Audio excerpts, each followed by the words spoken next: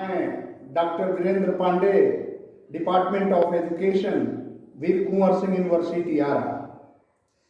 पिछली कक्षा में हम लोगों ने विशिष्ट बालक के अंतर्गत सामान्य श्रेणी के बालकों से नीचे की श्रेणी वाले बालकों में से मंदित मना बालक अर्थात मेंटली रिटार्डेड चाइल्ड के बारे में अध्ययन किए थे।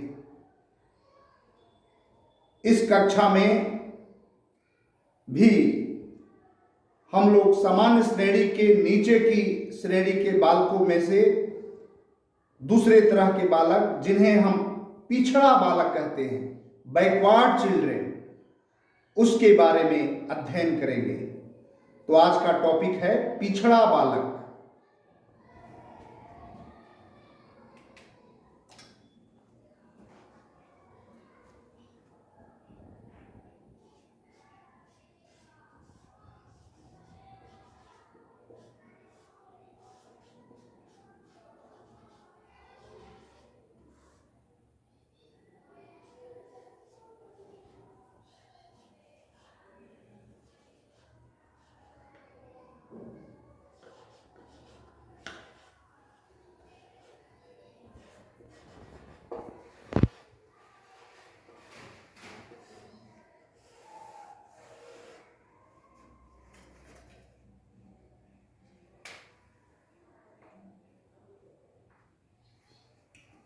पिछड़ा बालक एक प्रसिद्ध मनोवैज्ञानिक हैं जिनका नाम है बर्ट। बर्ट महोदय ने अपनी एक प्रसिद्ध पुस्तक जिसका नाम है the causes and treatment of backwardness, क्या नाम है? The causes and treatment of backwardness में पिछड़े बालकों के संबंध में चर्चा किया है। पिछड़े बालक को परिभाषित करते हुए उन्होंने कहा है कि पिछड़ा बालक वैसे बालक होते हैं जो अपने विद्यालय जीवन के मध्य में अपनी श्रेणी से एक कक्षा नीचे की श्रेणी वाले बालकों के लिए अपेक्षित कार्यों को भी नहीं पूरा कर सकते। ऐसे बालक को पिछड़ा बालक कहा जाता है। क्या कहा उन्होंने बर्ट महोदय ने? कि पिछड़ा बालक ऐसे बालक कहे जाते हैं जो अपने विद्यालय जीवन के मध्य में अपनी आयु से एक सीढ़ी नीचे की आयु वाले बालकों के लिए दिए गए अपेक्षित कार्यों को भी पूरा नहीं कर सकते। उन्हें ही हम पिछड़ा बालक कहते हैं।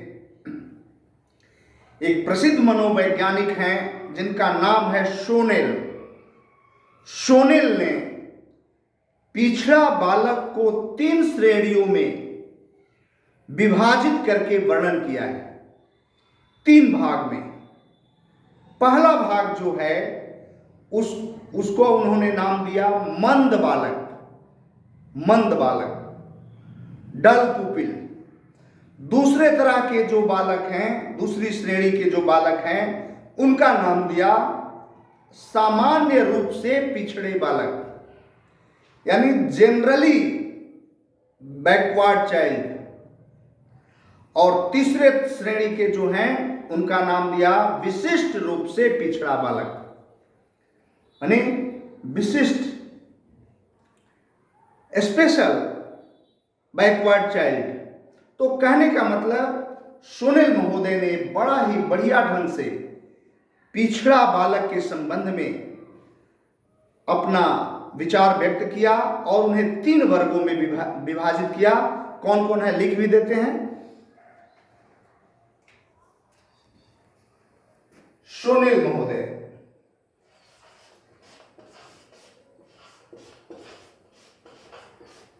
शोनेल के अनुसार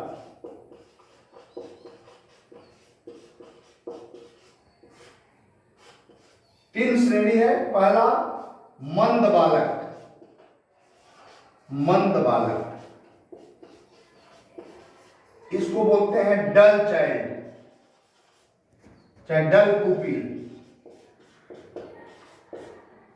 दूसरा है सामान्य रूप से पिछड़े बालक,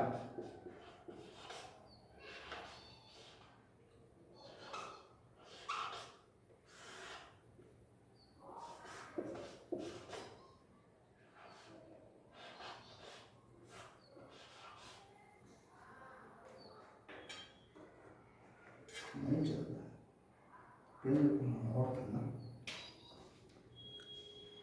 सामान्य रूप से पिछड़ा बालक,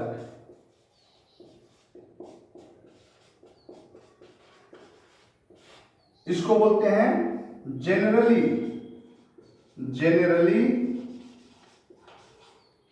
backward child,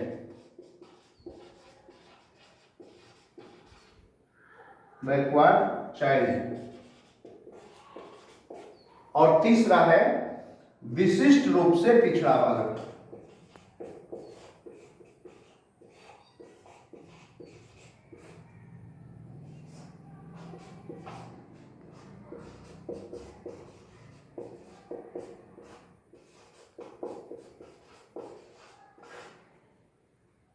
especially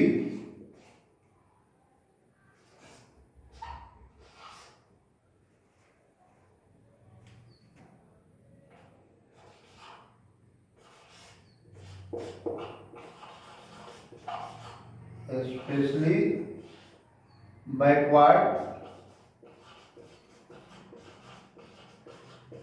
child, child या पुपिल जो भी कहिए।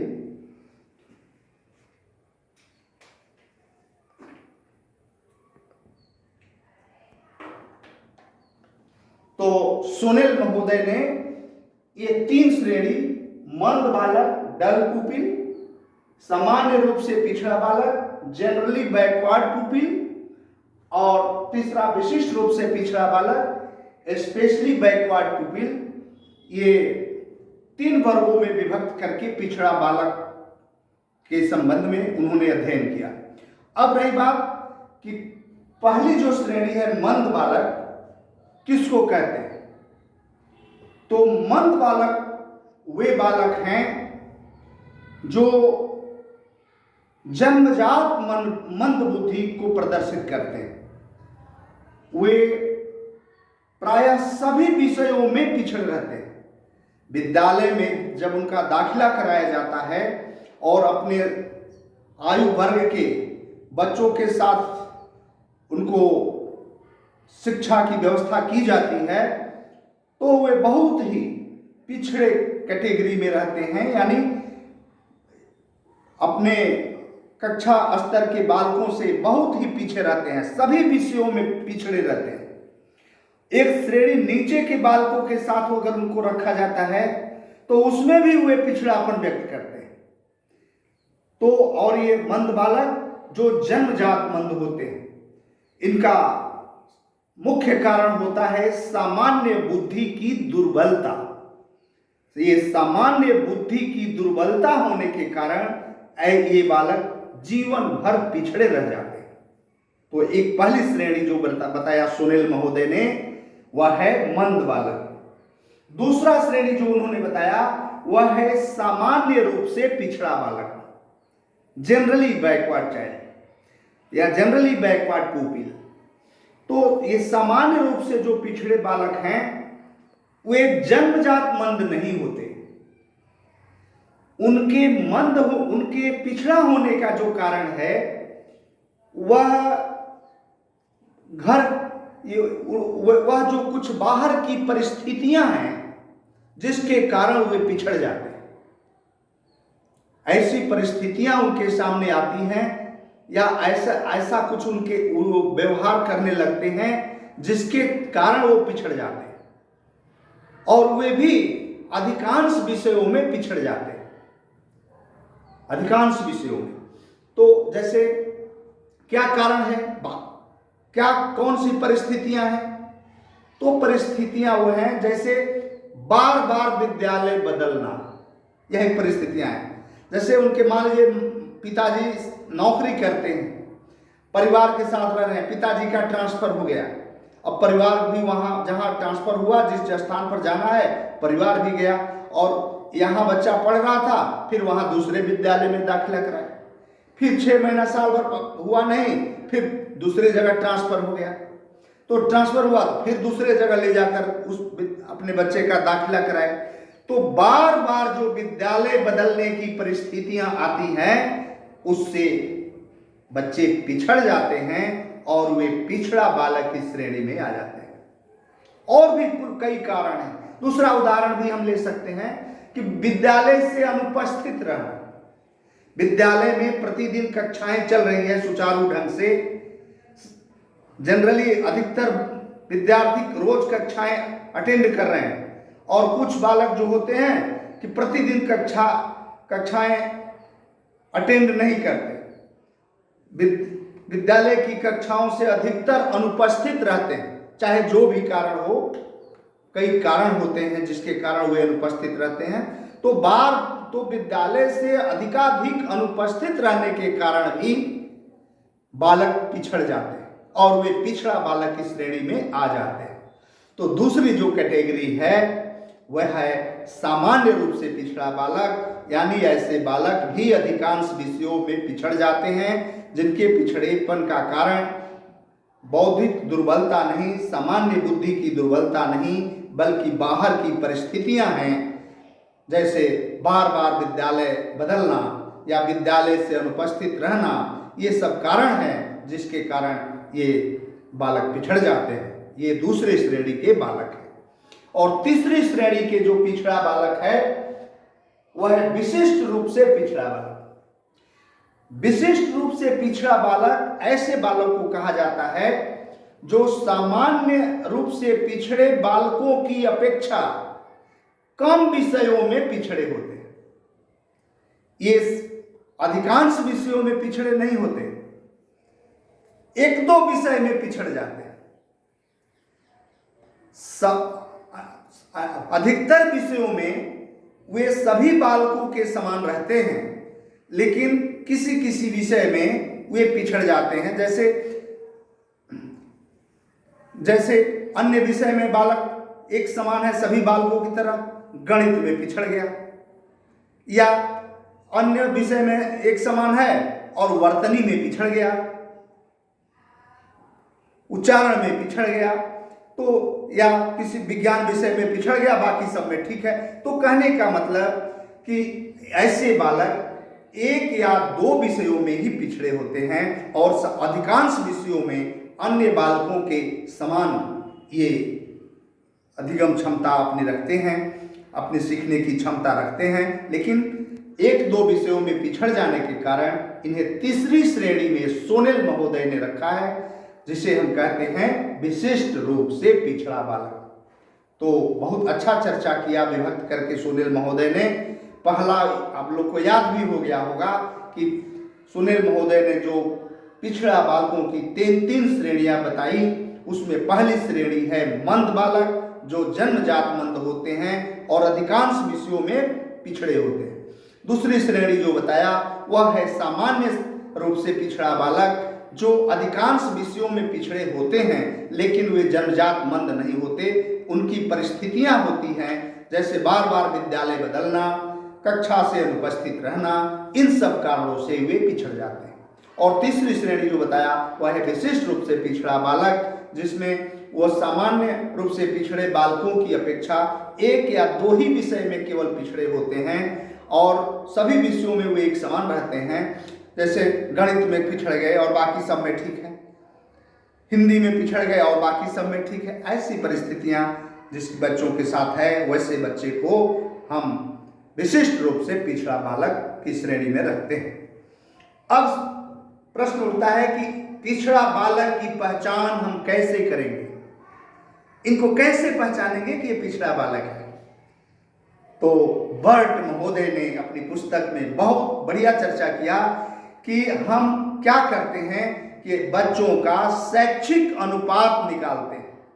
शैक्षिक अनुपात। तो शैक्षिक अनुपात निकालने का उन्होंने फॉर्मूला दिया कि शैक्षिक आयु बटा मानसिक आयु। उन्होंने फॉर्मूला दिया, बर्ट महोदय ने,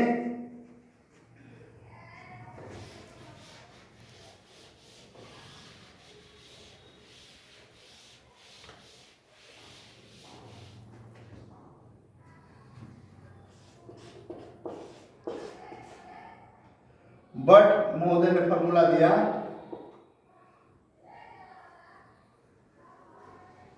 शैक्षिक आयु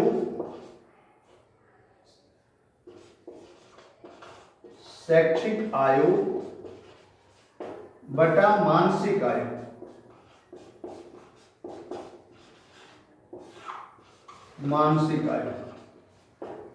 यह है शैक्षिक अनुपात का फॉर्मूला। शैक्षिक अनुपात बराबर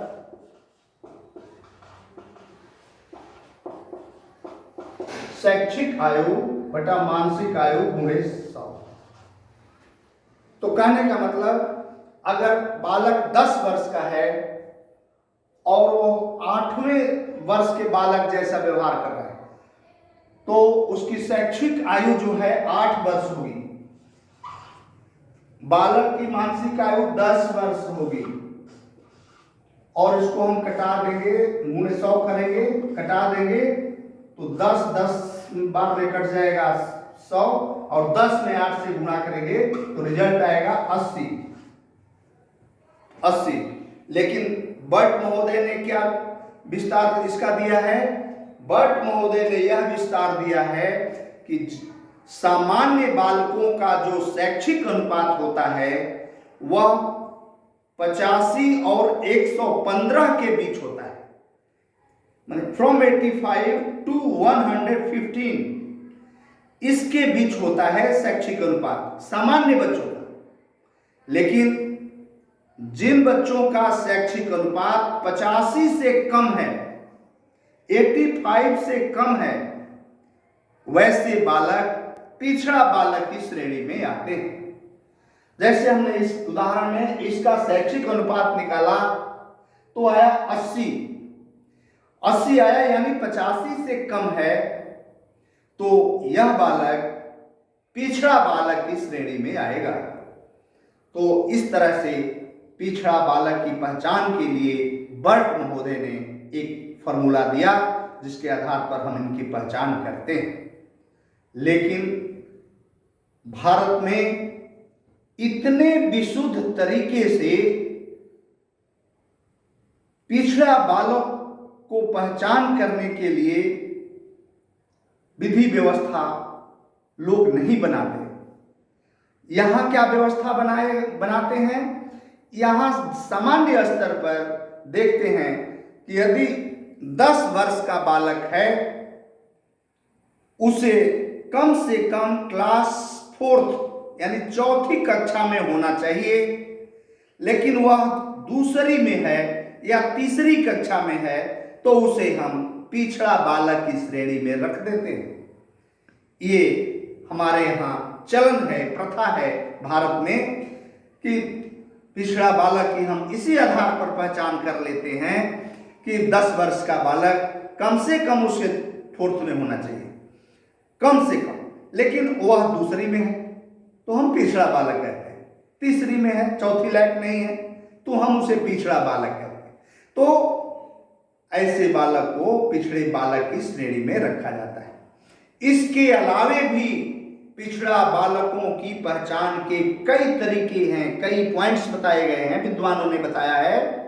जैसे पहला पॉइंट है शिक्षक प्रेक्षण। शिक्षक क्या करता है? क्लास के भीतर और क्लास के बाहर दोनों ही जगह छात्र के व्यवहार का, छात्र के आचरण का आकलन करता है, और उस आधार पर वह यह जान जाता है, यह निर्णय कर पाता है कि कौन कौन से बालक पिछड़े हैं और कौन कौन से बालक सामान्य हैं। तो शिक्षक प्रेक्षण के द्वारा, पहला बिंदु है शिक्षक प्रेक्षण के द्वारा यानी कक्षा के भीतर और कक्षा के बाहर दोनों जगह वह छात्र के व्यवहार का परीक्षण करता है, आकलन करता है और उसके आधार पर वह अपना निर्णय लेता है। तो यह एक तरीका है। दूसरा है बुद्धि परीक्षण। बुद्धि परीक्षण के लिए विद्वानों ने बहुत सारे टेस्ट बनाए हैं। स्टैंडर्डाइज्ड टेस्ट जिसको कहते हैं, मानकीकृत परीक्षण। बहुत ही विशुद्ध तरीके से ये परीक्षण बनाया जाता है और विद्वान इसमें बड़े बड़े प्रोफेसर लगे रहते हैं टेस्ट बनाने में, जिसके आधार पर बालक के व्यक्तिगत या सामूहिक दोनों ही रूपों में बुद्धि का परीक्षण किया जाता है और उस बुद्धि परीक्षण के रिजल्ट के आधार पर बालक के पिछड़ेपन का, बालक के कैटेगरी को निर्धारित किया जाता है। तो यह है बुद्धि परीक्षण। तीसरा कैटेगरी है निष्पत्ति परीक्षण, अचीवमेंट टेस्ट। अचीवमेंट टेस्ट में यह भी विद्वानों द्वारा बनाया जाता है यह टेस्ट, और इसमें बालक के एक या कई विषयों में शैक्षिक स्तरों की जांच की जाती है। एजुकेशन स्टैंडर्ड क्या है, लेवल क्या है, इसकी जांच करने के लिए हम निष्पत्ति परीक्षण का उपयोग करते हैं। तो तीसरा बिंदु है निष्पत्ति परीक्षण। और भी है, जैसे चौथा बिंदु है व्यक्तित्व परीक्षण। इसमें बालक की विशेषताओं का, बालक में कौन कौन सी विशेषता है, उसकी पर्सनालिटी यानी अंदर और बाहर दोनों तरह की विशेषताओं का अध्ययन किया जाता है और उस अध्ययन के आधार पर यह निर्णय लिया जाता है कि बालक सामान्य श्रेणी का बालक है या पिछड़ा बालक है। तो ये व्यक्तित्व परीक्षण के आधार पर और भी है कई विधियां हैं, जैसे व्यष्टि अध्ययन। व्यष्टि अध्ययन में भी बालक के पिछड़ेपन का अध्ययन किया जाता है कि बालक पिछड़ापन है या सामान्य है, इसका अध्ययन किया जाता है। और क्योंकि जो पिछड़ा बालक होता है वह शारीरिक रूप से भी पिछड़ा होता है, मानसिक रूप से भी पिछड़ा होता है, यह भी कारण होते हैं। तो शारीरिक मानसिक रूप से भी पिछड़े होने के कारणों का उसमें पता लगाया जाता है और बालक के उसमें अतीत, वर्तमान एवं भविष्य तीनों को ध्यान में रखकर बालक के श्रेणी का पता लगाया जाता है कि ये बालक किस श्रेणी का है, सामान्य श्रेणी का बालक है या पिछड़ा श्रेणी का बालक है। तो बालक के विभिन्न विशेषताओं, शारीरिक विशेषताओं, मानसिक विशेषताओं, सामाजिक विशेषताओं, सांवेगिक विशेषताओं, इसका विधिवत अध्ययन व्यष्टि अध्ययन के अंतर्गत करते हैं और बालक के उसमें अतीत, वर्तमान एवं भविष्य तीनों को दृष्टिगत रखकर करते हैं।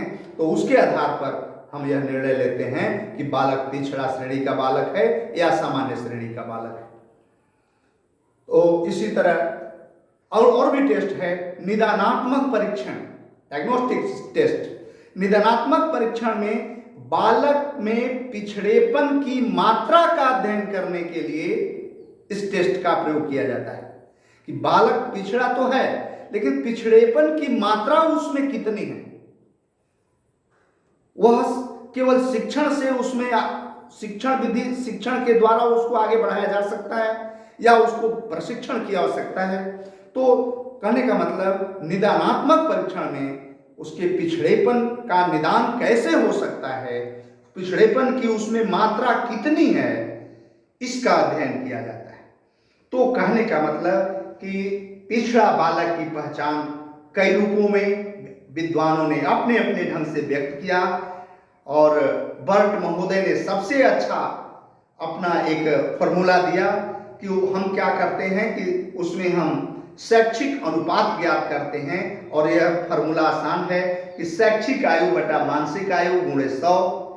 और इसका रिजल्ट क्या है कि यदि इस निकालने पर बालक का यह शैक्षिक अनुपात 85 और 115 के बीच आता है तब तो ठीक है, वह सामान्य श्रेणी का बालक है। लेकिन ज्यों ही 85 से कम इसका रिजल्ट आता है तो उसे हम पिछड़ा बालक की श्रेणी में रखते हैं।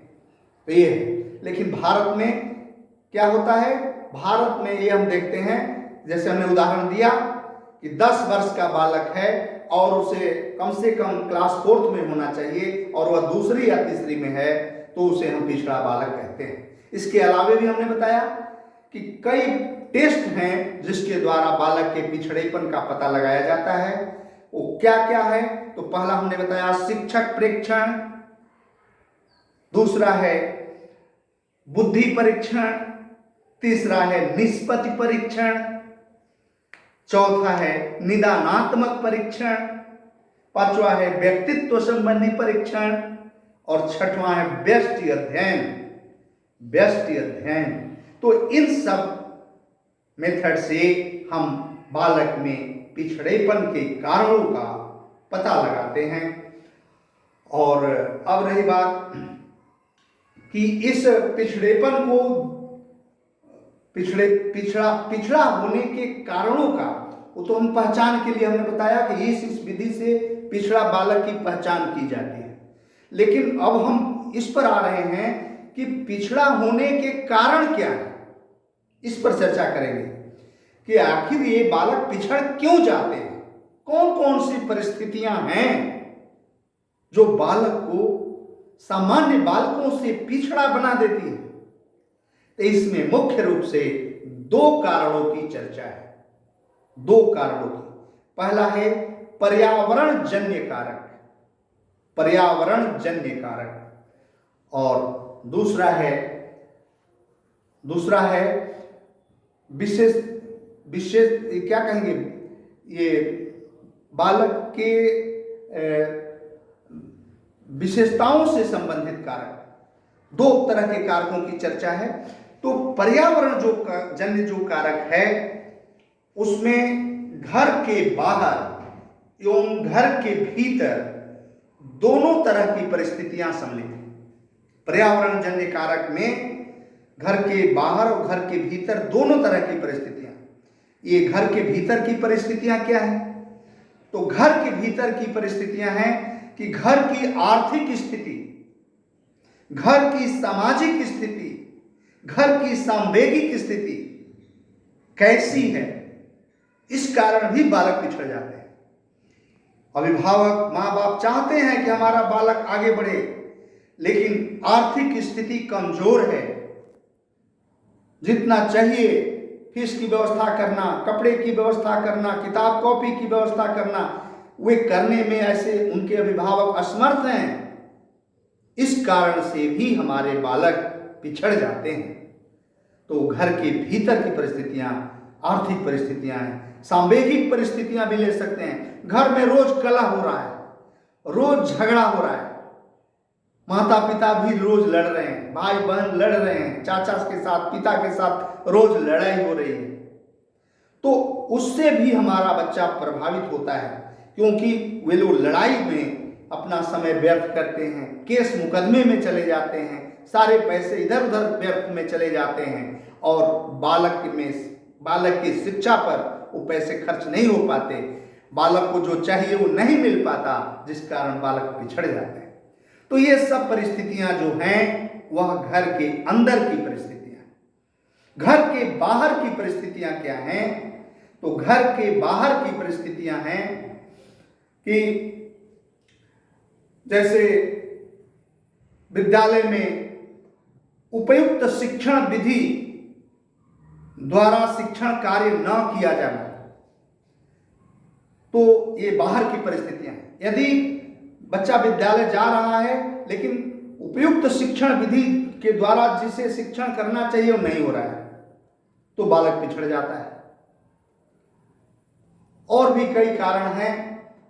विद्यालय में अच्छे शिक्षकों का उपलब्ध न होना, जिसके कारण भी बालक पिछड़ जाते हैं।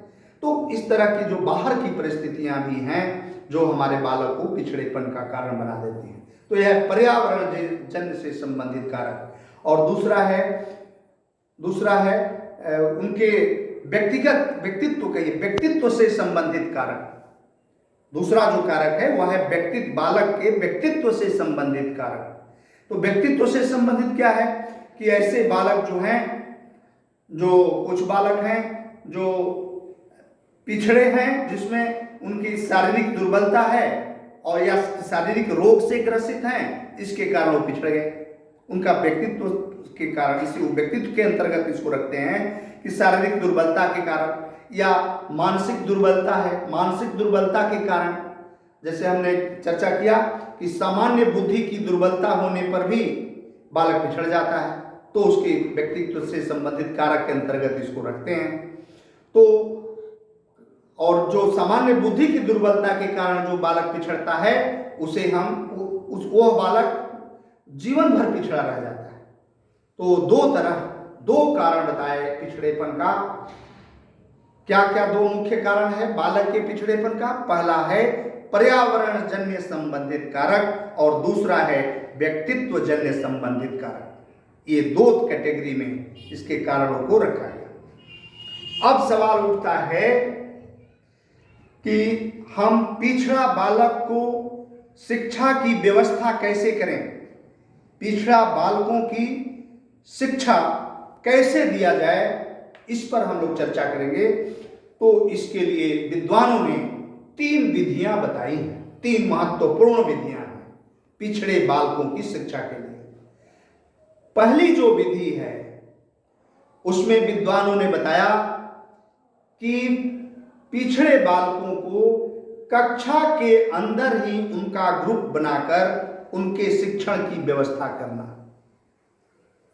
क्लासरूम में पिछड़े बालकों को पहचान कर उनका एक ग्रुप बना लीजिए और उस क्लास के भीतर ही उन्हें शिक्षा की व्यवस्था कीजिए। तो यह एक पहली विधि है, क्लास के भीतर ही उनके लिए शिक्षा की व्यवस्था करना, ग्रुप बनाकर। और दूसरा विधि बताया उन्होंने कि विद्यालय के भीतर पिछड़ा बालकों का ग्रुप बनाना और उन्हें शिक्षा की व्यवस्था करना। देखिए, कक्षा के भीतर माने एक ही क्लास में उसी स्तर के बालकों, जो एक ही क्लास में बच्चे हैं, उसी में एक पिछड़े बालक का ग्रुप बनाकर उनकी शिक्षा।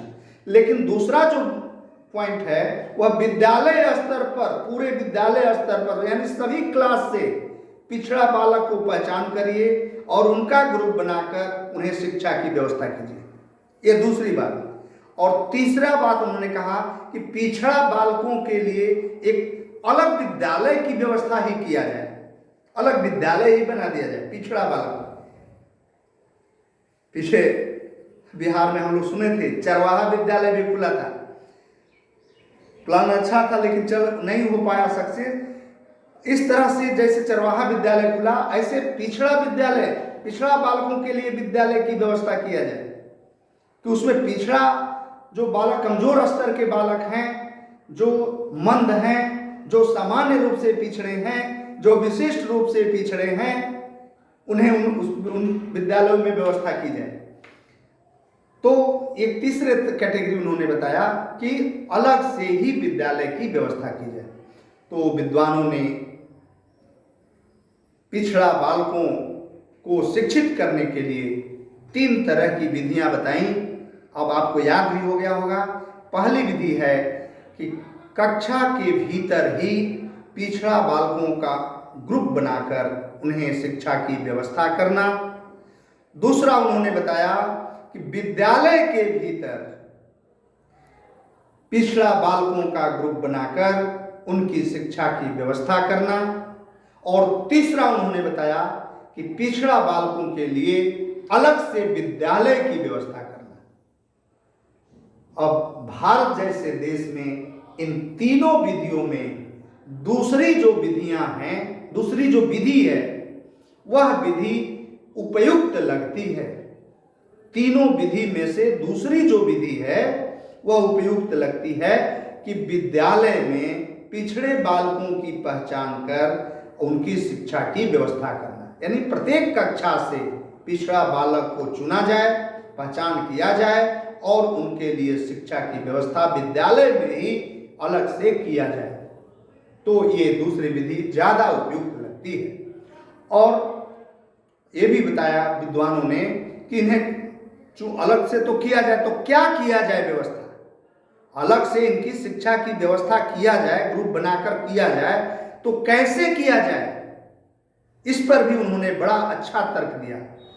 उन्होंने बताया पहला बिंदु उन्होंने बताया कि बच्चे जितने ही कम आयु वर्ग के हैं उसके लिए कक्षा का आकार उतना ही छोटा होना चाहिए। समझ में आ गई होगी? कम यानी छोटे बच्चों के लिए, कम आयु वर्ग के बच्चों के लिए क्लास का साइज भी छोटा होना चाहिए। दूसरा विधि बताया कि यदि बच्चों का वर्ग विजातीय है, हेट्रोजीनियस विजातीय है, एक तरह की नहीं है, तब भी कक्षा का आकार छोटा होना चाहिए। यानी यदि बच्चे विजातीय वर्ग के हैं तो भी क्लास का साइज छोटा होना चाहिए। तीसरा विधि भी बताया कि इसमें व्यक्तिगता पर विशेष ध्यान देना चाहिए। पिछड़े बालक में अलग अलग पिछड़ेपन के कारण है, पिछड़ा बालक में अलग अलग पिछड़ेपन की मात्रा है। पिछड़ा बालक में अलग अलग यानी 3 श्रेणियों में से अलग अलग श्रेणियों के बालक हैं। मंद बालक, सामान्य रूप से पिछड़ा बालक और विशिष्ट रूप से पिछड़ा बालक, अलग अलग श्रेणियों के बालक हैं। तो इसलिए इनको सामूहिक रूप में ज्यादा न लेकर इन्हें व्यक्तिगत रूप में शिक्षा की व्यवस्था करने पर ज्यादा बल देना चाहिए। यानी शिक्षण में वैयक्तिकता पर विशेष बल देने की सलाह हमारे विद्वानों ने दी है। और चौथा पॉइंट है कि इन ऐसे बच्चों का विभाजन करने से पूर्व इनके पिछड़ेपन की जांच कर लेनी चाहिए कि किस कैटेगरी के हैं, किस स्तर के हैं, पिछड़ेपन की मात्रा कितनी है। तो ये शिक्षणीय के द्वारा सही हो सकते हैं या प्रशिक्षणीय के द्वारा सही हो सकते हैं। तो इन्हें उचित ढंग से इन्हें विभाजन से पूर्व इसकी जांच, पिछड़ेपन की जांच भली भांति कर लेनी चाहिए। और एक सलाह, एक सुझाव और भी उन्होंने दिया कि पिछड़े बालकों को विशिष्ट कक्षाओं के आयोजन करने से पूर्व उनके अभिभावकों से भी सहयोग ले लेना चाहिए। उनके अभिभावकों से भी विशेष तरह के सहयोग, सुझाव लेने की सलाह भी हमारे विद्वानों ने दी। तो इस प्रकार हम लोगों ने पूरी चर्चा किया कि जो विशिष्ट बालक के अंतर्गत दोनों तरह के बालकों का हम लोग अध्ययन करते हैं। सामान्य श्रेणी के ऊपर वाले, जिसकी चर्चा हम लोग पहले कर चुके, प्रतिभाशाली और सृजनशील की, और अब हम लोग कर रहे हैं जो चर्चा वो सामान्य बालक से नीचे की श्रेणी के हैं, जिसमें हम लोग पहले कर चुके हैं मंदित मना बालक की, मेंटली रिटार्डेड। और इस कक्षा में हम लोगों ने किया पिछड़ा बालक की चर्चा। तो पिछड़ा बालक की चर्चा को हम संक्षेप में इस ढंग से समेटते हैं कि बर्ट महोदय ने अपनी प्रसिद्ध पुस्तक the causes and treatment of backwardness में पिछड़े बालकों की चर्चा करते हुए इन्हें परिभाषित किया है कि पिछड़ा बालक वह है जो अपने विद्यालय जीवन के मध्य में अपनी आयु से एक श्रेणी नीचे की आयु वाले बालकों के लिए भी अपेक्षित कार्यों को पूरा नहीं कर पाते। आगे फिर सोनेल महोदय हैं विद्वान, उन्होंने पिछड़ा बालकों को 3 श्रेणियों में विभक्त किया। हमने बहुत विस्तार से चर्चा कर दिया। पहली श्रेणी है मंद बालक, दूसरी श्रेणी है सामान्य रूप से पिछड़ा बालक, और तीसरी श्रेणी है विशिष्ट रूप से पिछड़ा बालक। अब इन पिछड़ा बालकों की पहचान कैसे करेंगे? तो बर्ट ने सूत्र दिया, इनका शैक्षिक अनुपात निकालिए, बताया हमने फॉर्मूला। फिर है भारत में क्या है कि जिस क्लास में बच्चे को होना चाहिए उससे 2-3 क्लास पीछे है तो हम उसको पिछड़ा बालक की श्रेणी में रखते हैं। इसके अलावे भी कई प्रेक्षण विधियां हैं जिसके द्वारा बालक के पिछड़ेपन का पता लगाया जाता है। उन प्रेक्षण विधियों में बताया कि पहला है शिक्षक प्रेक्षण, दूसरा है बुद्धि परीक्षण, तीसरा है उसके व्यक्तित्व परीक्षण, चौथा है निदानात्मक परीक्षण, पांचवा है निष्पत्ति परीक्षण, छठवां है व्यष्टि अध्ययन। इन विधियों के द्वारा भी हम पिछड़े बालकों की पहचान करते हैं। अब पिछड़ापन का कारण क्या है? तो पिछड़ापन के कारण में 2 कारणों की चर्चा किया गया। पहला कारण है पर्यावरण जन्य कारक और दूसरा कारण है व्यक्तित्व से संबंधित कारक। पर्यावरण जन्य कारक में घर के भीतर की परिस्थितियां और घर के बाहर की परिस्थितियां दोनों सम्मिलित